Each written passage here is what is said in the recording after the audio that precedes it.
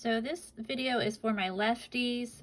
I am going to show you two different ways to make a slip knot. So here we have an upside down U, and we're going to cross that over to make an X. And we're going to take our short end and we're just going to tuck it under.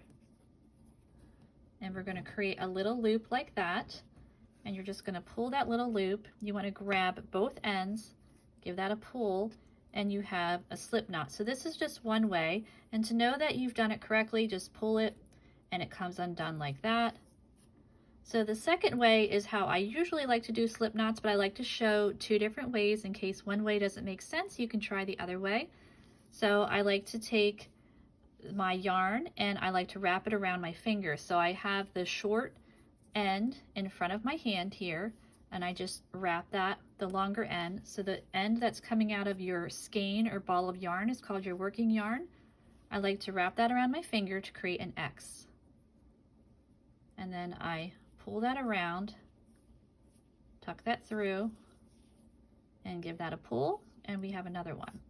Now normally I do this with my hook to help out with my hook. So when using my hook, I'm going to do the same thing. I'm just going to wrap that around my finger, create that X. So I have this working yarn here. I'm going to tuck it through, and then I grab my hook